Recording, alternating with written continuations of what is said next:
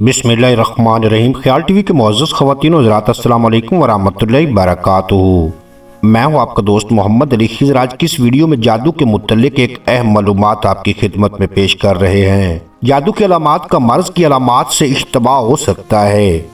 जिस शख्स पर जादू किया गया हो, अगर इसके मेदे में दायमी दर्द रहता हो तो इस बात की दलील होती है कि इसे जादू पिलाया या खिलाया गया है। कुरानी इलाज दो शर्तों के साथ फ़ायदेमंद होता है। नंबर 1, मालिज अल्लाह की शरीयत का पाबंद हो। नंबर 2, कुरानी इलाज की तासीर पर मरीज को मुकम्मल यकीन हो। जादू की बेशतर किस्मों में ये अलामात मौजूद होती हैं। सीने की घुटन, खासकर रात के वक्त, जादू की जगह का दो बातों से पता चल सकता है।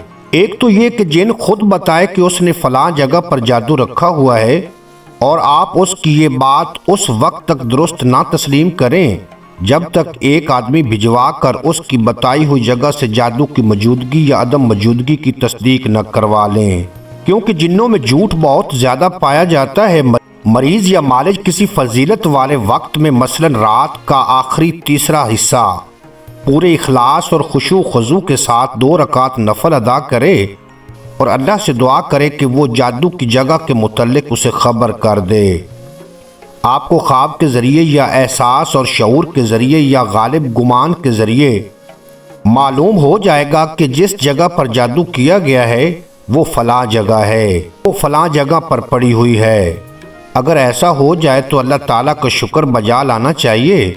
जादू की तमाम किस्मों के इलाज के लिए आप कलवंजी के तेल पर दम कर सकते हैं, जिसे मरीज मुतासरा हिस्से पर सुबह शाम मल सकता है। एक हदीस मौजूद है जिसके अल्फाज यूं हैं कि कलवंजी में हर बीमारी का इलाज है सिवाय मौत के। उम्मीद है आज की ये मुख्तसर वीडियो आपको पसंद आएगी। अगर वीडियो पसंद आई हो तो चैनल को सब्सक्राइब फरमा के बेल नोटिफिकेशन को प्रेस करना, ताकि मुस्तकबिल में अपलोड होने वाली तमाम वीडियो बर वक्त आप तक पहुँचती रहें।